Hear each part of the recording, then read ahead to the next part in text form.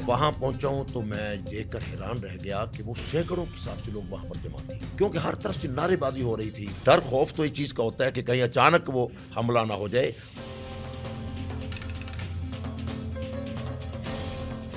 जब खुद बंदा मुफ्ती बन जाता है फिर यही हाल होता है जो हमारे इचरे में हुआ, कि सिर्फ उस खतून का मसला नहीं था, इंसानियत का मसला था कि हम नौजवान नस्ल को दीन बताएं, इस्लाम बताएं, बजाय इसके कि हम बताएं कि ये फलां भी काफर है, ये फलां भी काफर है।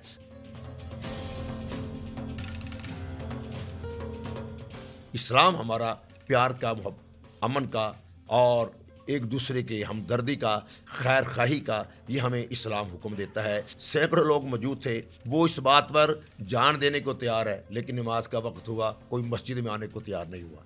नाजरीन, हर तस्वीर के दो रुख होते हैं। एक रुख वो जो हम सब देखते हैं और दूसरा रुख वो जो कहीं ना कहीं छुप जाता है। आज हम वो दूसरा रुख दिखाने के लिए आपके सामने पेश हुए हैं और हमारे साथ मौजूद हैं इमाम मस्जिद कारी अलीमुद्दीन शाकिर साहब, जो पिछले 40 साल से लाहौरी मस्जिद के इमाम हैं और यहाँ पर दर्स भी देते हैं और ख़त्म नबूवत पर भी बहुत सारा काम कर चुके हैं। ये वो शख्सियत हैं जो असल हीरो हैं इस सारे मामले के, जहाँ पर एक खातून आती है बाज़ार में और उसने एक लिबास ज़ेब तन किया हुआ था जिसके ऊपर अरेबिक कैलीग्राफी लिखी हुई थी, जिसको चंद लोगों ने समझा कि शायद ये कोई कुरानी आयात है। हम कारी साहब से पूछेंगे कि क्या वो कुरानी आयात थीं या वो कोई सुनहरी हरूफ लिखे हुए थे, जिनका मतलब भी हम कारी साहब से जानने की कोशिश करेंगे। अलीमुद्दीन शाकिर साहब, जो पिछले 40 साल से लाहौरी मस्जिद के इमाम हैं और यहाँ पर दर्स भी देते हैं और ख़त्म नबूवत पर भी बहुत सारा काम कर चुके हैं। ये वो शख्सियत हैं जो असल हीरो हैं इस सारे मामले के, जहाँ पर एक खातून आती है बाज़ार में और उसने एक लिबास ज़ेब तन किया हुआ था जिसके ऊपर अरेबिक कैलीग्राफी लिखी हुई थी, जिसको चंद लोगों ने समझा कि शायद ये कोई कुरानी आयात है। हम कारी साहब से पूछेंगे कि क्या वो कुरानी आयात थीं या वो कोई सुनहरी हरूफ लिखे हुए थे। कुछ दोस्त साथी मेरे पास आए तो उन्होंने कहा कि कारी साहब, इचरे बाज़ार में एक खतून आई हुई है कि जिसने लिबास ऐसा पहन रखा है कि जिस पर कुरानी हरूफ है या कुरानी आयात है, और वहाँ पर बड़ा हजूम लगा हुआ है। तो मैं फौरी तौर पर यहाँ से भागा हूँ। तो वहाँ पहुँचा हूँ तो मैं देखकर हैरान रह गया कि वो सैकड़ों के हिसाब से लोग वहाँ पर जमा थे। सबसे पहले खतून के पास गया हूँ, उसके आगे जाकर मैं खड़ा हो गया हूँ। फिर मैंने लोगों की तरफ मुंह करके लोगों को मैंने बात समझाई, बात कही कि यार आप यहाँ से पीछे हटो, ये खतून है, आप यहाँ करीब ना आए, मैं यहाँ पर मौजूद हूँ, आप हजरात को मालूम है कि मैं एक ज़िम्मेदार आदमी हूँ, तो आप सारे पीछे चले गए। ये अल्लाह का लाख लाख शुक्र है कि वो मजमा जो है वो फौरी तौर पर पीछे हटना शुरू हो गया।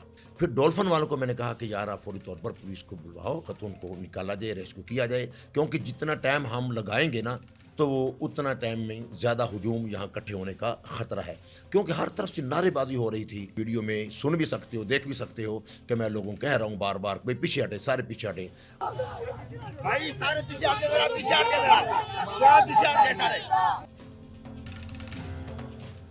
आप देख लें इतने लोगों में गाड़ी लेकर आना, फिर उसमें उसको खतून को बैठाना और एसपी साहब का साथ होना, खतून को लेकर आना, और फिर मुजाहिरीन जितने भी थे, मुश्ताइल जो थे, नारेबाजी कर रहे थे, उन सब को हमने पीछे करके वहाँ से पुलिस का डाला निकाल कर फिर हम वो डाला उस खतून को लेकर थाने पहुंचा, तो हम भी पीछे फिर थाने पहुंच गए। इतना मुश्किल था इस स्मोक को कंट्रोल करना, और क्या आपको दिक्कत सबसे ज़्यादा क्या पेश आई स्मोक को संभालते हुए? वो कुछ देर तो मुझे वहाँ पर लगी, कुछ टाइम तो मुझे टाइम का अंदाज़ा नहीं है, लेकिन मेरा ख्याल में ही वो एक एक मिनट जो है वो बहुत ज़्यादा महसूस हो रहा था, क्योंकि मुझे बार बार ये डर लग रहा था कि कहीं आप लोग पीछे तो चले गए हैं, मेरी आवाज़ पर, मेरी बात पर मुतमईन भी हो गए हैं, लेकिन डर तो होता है ना जी, डर खौफ तो ये चीज़ का होता है कि कहीं अचानक वो हमला ना हो जाए। और ये था मसला कि रेस्टोरेंट था, वहाँ पर सिलेंडर वगैरह भी थे कि अगर खुदा न खास्ता कोई मसला बन गया, सिलेंडर वगैरह भी फट गए, और कहीं ऐसा ना हो कि हमारा इचरा बाज़ार कहीं जाली ना जाए, कि सिर्फ उस खतून का मसला नहीं था, इंसानियत का मसला था। इंसानियत का यही तकाजा था कि हमें जो करना चाहिए था अल्हम्दुलिल्लाह हमने वो अल्लाह के फजल से वो किया है। तो इसलिए ये हमारी उलमा की भी ज़िम्मेदारी है कि हम मसाजिद में और अपनी खानकाहों में اور اپنے جہاں جہاں اللہ نے محراب منبر ہمیں عطا کیا ہے وہاں پر یہ آواز لگائیں لوگوں کو، جو بھی جتنے بھی آ جائیں، 1% بھی آ جائے، ہم مزید جو ذمہ داری کا احساس ہمیں مزید کرنا چاہیے کہ ہم نوجوان نسل کو دین بتائیں، اسلام بتائیں، بجائے اس کے کہ ہم بتائیں کہ یہ فلاں بھی کافر ہے، یہ فلاں بھی کافر ہے۔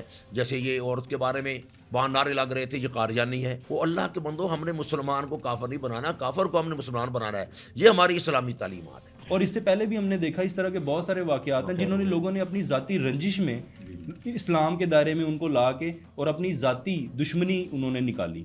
عربی زبان پر تو ہماری خاص کر نوجوان نسل کو بالکل عبور حاصل نہیں ہے۔ اب دیکھیں اس لباس پر وہ الحلوہ لکھا ہوا تھا، الحیات لکھا ہوا تھا، تو وہ عربی لہجے میں، عربی رسم الخط میں وہ الفاظ، وہ جملے وہ عربی اسٹائل میں تھے، لیکن ہم یہ سمجھے کہ شاید یہ قرآن ہے۔ دوسرے مذہب سے تعلق رکھنے والے جو لوگ ہیں ان پہ ہمارے دین کا کیا اثر جائے گا، اسلام کا کیا امیج ان کے سامنے جائے گا؟ جب خود بندہ مفتی بن جاتا ہے پھر یہی حال ہوتا ہے جو ہمارے اچھلے میں ہوا کہ ایک شخص نے کہہ دیا کہ بھئی یہ قرآنی آیات ہیں، سارے شروع ہو گئے، تماشا لگ گیا کہ بھئی قرآنی آیات کا لباس پہنا ہے قرآن۔ اب جو کوئی سنے گا وہ تو اشتعال میں آئے گا۔ اسلام ہمارا پیار کا، امن کا اور ایک دوسرے کے ہمدردی کا، خیر خواہی کا، یہ ہمیں اسلام حکم دیتا ہے۔ اسلامی تعلیمات یہی ہے۔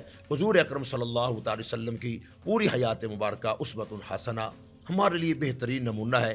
اب دیکھیں وہاں پر سینکڑوں لوگ موجود تھے، اور ذمہ داری کے ساتھ بات عرض کر رہا ہوں کہ وہ اس بات پر جان دینے کو تیار ہے، لیکن نماز کا وقت ہوا کوئی مسجد میں آنے کو تیار نہیں ہوا۔ وہ اللہ کے بندو، ہم نے مسلمان کو کافر نہیں بنانا، کافر کو ہم نے مسلمان بنانا ہے۔ یہ ہماری اسلامی تعلیمات ہے۔ جی بہت شکریہ قاری صاحب نے بڑی خوبصورت بات کی۔ جتنا قاری صاحب نے اپنے معاشرے کے اندر ایز اے ہیومن جو انسانیت کے ناطے وہ کر سکتے تھے انہوں نے کیا، اور ان کے ساتھ قانون نافذ کرنے والے اداروں نے بھی اپنی بھرپور تعاون کیا اور اس لڑکی کو ریسکیو کرنے میں کامیاب رہے۔ بہت شکریہ۔